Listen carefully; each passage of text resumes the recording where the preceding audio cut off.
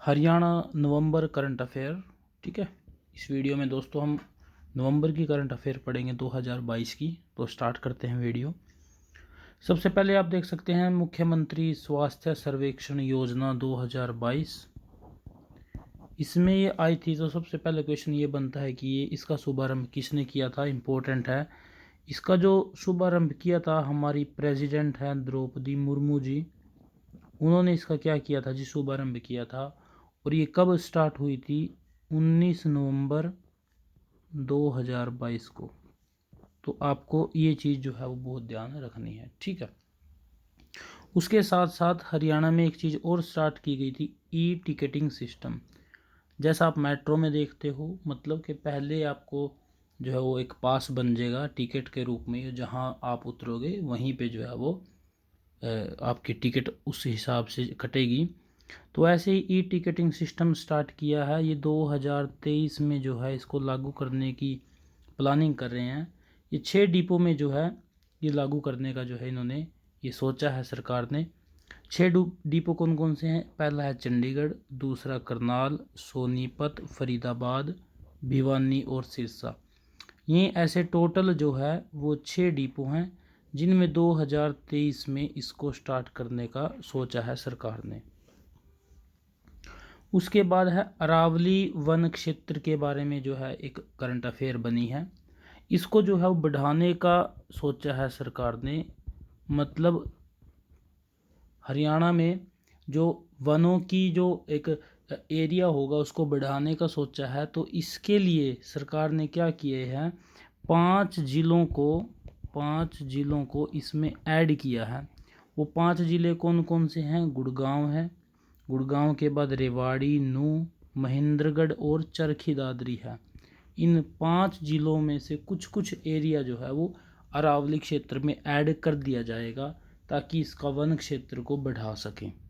Okay, उसके बाद है OECM साइट। ठीक है, OECM साइट ये है क्या? पहले आप इसको देखो, ये है other effective conservation measurement site. ठीक है, अब ये क्या है? अरावली बायोडिवर्सिटी पार्क को, किसको? अरावली बायोडिवर्सिटी पार्क को किसका दर्जा दिया गया है? OECM साइट का। ये इम्पोर्टेंट है जी।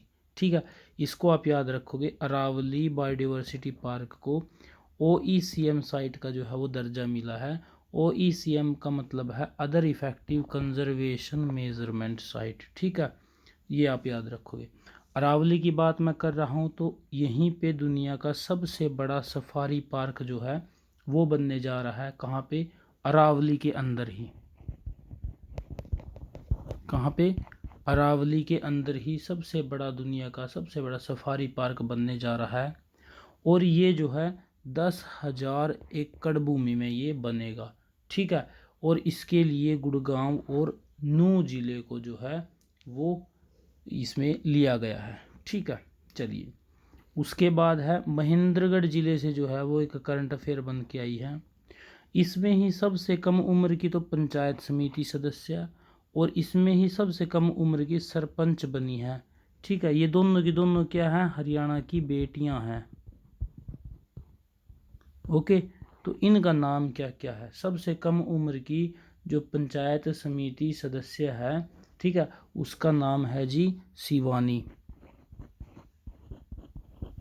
शिवानी है आदलपुर से। ओके, और ये जो सरपंच बनी है ये कौन से गांव से हैं जी? ये खुड़ाना गांव से हैं। और ये दोनों बहनें मौसेरी बहनें हैं, है ना, इसको भी आप याद रख लेना। और इसका नाम क्या है? खुड़ाना गांव से जो सरपंच बनी है इसका नाम है जी अंजू। और ये कौन से गांव से है? ये है जी आदलपुर। ये आदलपुर, ये है खुड़ाना गांव, दोनों महेंद्रगढ़ जिले में ही है ये। ठीक है, चलिए उसके बाद है हमारे हरियाणा में पहली बार जो है वो ADGP ट्रैफिक की पोस्ट आई है। ADGP ट्रैफिक मतलब ट्रैफिक के ADGP जो है वो नियुक्त होंगे। इससे ट्रैफिक के नियमों में बदलाव करेंगे और अच्छे से इनको लागू करने का जो है एक प्रयास किया गया है सरकार की तरफ से। तो बात यह है कि कौन हरियाणा के पहले एडीजीपी ट्रैफिक बने हैं। आपका आंसर रहेगा हरदीप दून। हरदीप दून जो है वो हरियाणा के एडीजीपी ट्रैफिक बने हैं। उसके बाद है राष्ट्रीय गोपाल रत्न अवार्ड। ये किसके द्वारा दिया जाता है जी? ये गोकुल, राष्ट्रीय गोकुल मिशन के तहत ये दिया जाता है।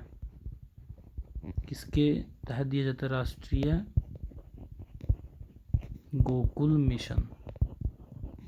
गोकुल मतलब जो गाय को बचाने के लिए, उनके रख रखाव के लिए, जैसे कोविड में के बाद जो है अभी लंपी डिजीज़ आया था, तो उसमें इन सभी में जिसने जो है अच्छा काम किया है उसको राष्ट्रीय गोपाल रत्न अवार्ड मिलता है। और अब की बार ये हरियाणा में आया है, फतेहाबाद जिले का है जी व्यक्ति। फतेहाबाद जिले का व्यक्ति है। नाम क्या है जी उसका? नाम है उसका जितेंद्र सिंह।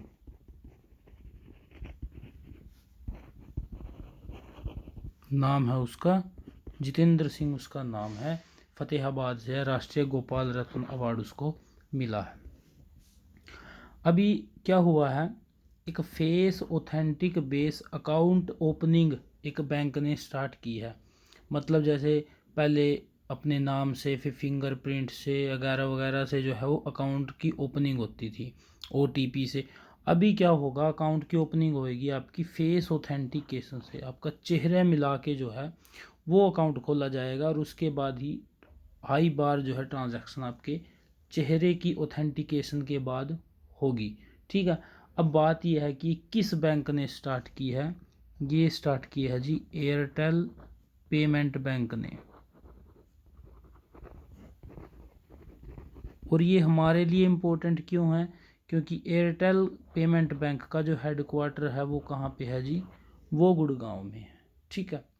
इससे रिलेटेड एक नेक्स्ट करंट अफेयर है। सरकार ने क्या कहा है, सेंट्रल सरकार ने, कि हम इंडिया में टोटल 75 डिजिटल बैंक खोलेंगे।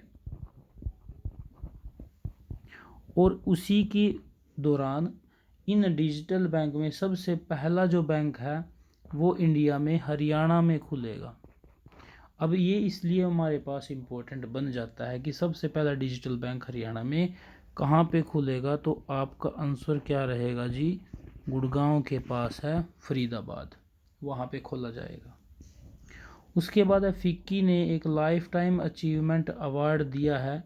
ये किसको दिया है जी? फिक्की ने, ये आप याद रखोगे, फिक्की ने किसको दिया है? ये फिक्की ने दिया है जी राजेंद्र सिंह को। राजेंद्र सिंह को फिक्की ने लाइफ टाइम अचीवमेंट अवार्ड दिया है। एक स्कोच फाउंडेशन है जी, उसने स्कोच अवार्ड दिया है।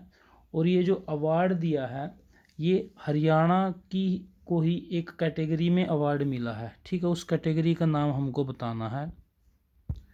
तो जो हरियाणा की हॉर्टिकल्चर डिपार्टमेंट है, हॉर्टिकल्चर डिपार्टमेंट, इनके प्रयासों को देखते हुए स्कोच फाउंडेशन ने, स्कोच ग्रुप ने Skoch award horticulture department of Haryana को ये अवार्ड दिया है। उसके बाद आ जाता है जी सर्वश्रेष्ठ राज्य कृषि व्यवसाय पुरस्कार 2022। राज्य कृषि व्यवसाय पुरस्कार 2022 ये किसको मिला है जी? राज्य, किस राज्य को मिला है? जाहिर सी बात है हरियाणा की करंट अफेयर है तो हरियाणा को ही मिला होगा राज्य कृषि व्यवसाय पुरस्कार। उसके बाद है 900 मेगावाट का एक नया पावर प्लांट लगने जा रहा है जी। ये कहाँ पे लगने जा रहा है? यमुनानगर में। यमुनानगर में पहले भी छोटू राम के नाम से जो है वो पावर प्लांट है, आप याद रखोगे। उसके बाद है चिरायु योजना स्टार्ट की है। इम्पोर्टेंट ये है कि किन के लिए स्टार्ट की है? ये की स्टार्ट की है जी दिव्यांगों के लिए। दिव्यांगों के लिए ये चिरायु योजना जो है वो हरियाणा सरकार ने स्टार्ट की है। अच्छा, उसके बाद कैंसर की सटीक दवा देने के लिए या सटीक दवा के लिए, मतलब जो डायरेक्टली कैंसर के लिए इफ़ेक्टिव हो, देश का ऐसा पहला शोध केंद्र कहाँ पे बन रहा है? तो कैंसर का हमारा अगर हरियाणा की बात करते हैं तो बाड़सा झज्जर में है, और वहीं पे ये क्या है वो शोध केंद्र जो है वो वहीं पे बन रहा है। उसके बाद भारतीय सेना की पहली महिला स्काई डाइवर बनी है। ये ऐसे काम हरियाणा की बेटियां बहुत करती हैं। तो ऐसी कौन सी भारतीय महिला है जो स्काई डाइवर बनी है भारतीय सेना की? ये है जी मंजू नैन। मंजू नैन है, और ये कहाँ से हैं? ये हैं जी जींद से हैं ये। उसके बाद सुशासन पुरस्कार योजना। सुशासन पुरस्कार योजना स्टार्ट की है, ये किसके लिए स्टार्ट की है? उन कर्मचारियों के लिए ये स्टार्ट की है जो अपना काम अच्छे से करते हैं, उल्लेखनीय और अभिनव कार्य करते हैं, जिन्होंने अपना जो काम है वो कैसे किया है, एक्सीलेंट तरीके से जो काम किया है, उनको जो है ये सुशासन पुरस्कार योजना से सम्मानित किया जाएगा, उनके लिए है ये। 5G नेटवर्क इन हरियाणा। हरियाणा में 5G नेटवर्क का जो है वो टेस्ट किया गया है। सबसे पहले कहाँ पे किया गया है? ये कहाँ पे शुरुआत हुई है इसकी? ये हुई है जी फरीदाबाद और गुरुग्राम में। एक क्वेश्चन ये आ सकता है कि पहला राज्य जो 100% 5G है, सभी जिलों में जिसके 5G है, वो कौन सा है जी? वो है गुजरात। किस कंपनी ने 5G दिया है जी? जियो की कंपनी ने। अब बात करते हैं जी संस्कृत के कुछ सम्मान हैं जिनकी राशि को, सम्मान राशि को 3.5 गुना बढ़ा दिया है। वो कौन कौन से हैं? इम्पोर्टेंट, वैसे तो बहुत सारे हैं, इम्पोर्टेंट की हम बात कर लेते हैं। संस्कृत साहित्यकार जो अवार्ड है, पहले 5 लाख थी, अब कर दीजिए 7 लाख। हरियाणा संस्कृत साहित्य गौरव, पहले साहित्यकार था, अब साहित्य गौरव है, 3 से कर दीजिए 5 लाख। और डायरेक्ट है साहित्यकार सम्मान, 11 लाख से कर दिया 25 लाख। ठीक है, तो ये संस्कृत से रिलेटेड जो है, जो अवार्ड थे उनकी राशि को 3.5 गुना जो है वो बढ़ाया गया है। अच्छा, कई बार ये भी पूछ सकता है कि संस्कृत अकादमी के निदेशक कौन हैं? दिनेश शास्त्री जो है इनके निदेशक रहने वाले हैं। उसके बाद है हरियाणा सरकार ने सुषमा स्वराज पुरस्कार की भी शुरुआत की है। ओके, और ये जो स्टार्ट किया था तो ये हर साल 8 मार्च को दिया जाएगा जी। 8 मार्च को सुषमा स्वराज जो पुरस्कार है वो दिया जाएगा। उसके बाद है महिला मातृशक्ति उद्यमती योजना। ये किसके लिए है? जाहिर सी बात है महिलाओं के लिए है। इसमें क्या होगा? इसमें 5 लाख तक का लोन जो है वो महिलाओं को मिलेगा, जिससे वो अपना कोई भी एक बिजनेस स्टार्ट कर सकती हैं। उसके बाद आता है ईज़ ऑफ डूइंग बिजनेस में हरियाणा का रैंक कौन सा है?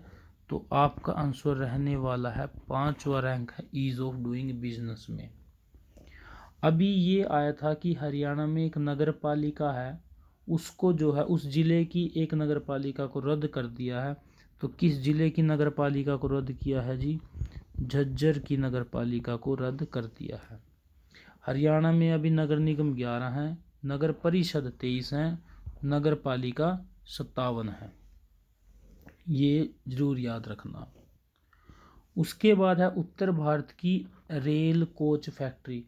उत्तर भारत की रेल कोच फैक्ट्री जो वंदे भारत कोच फैक्ट्री रहेगी वो कहाँ पे बनने लग रही है जी? कहाँ पे वो प्रस्तावित हुई है? वो हुई है जी सोनीपत में। सोनीपत में ये बनेगी।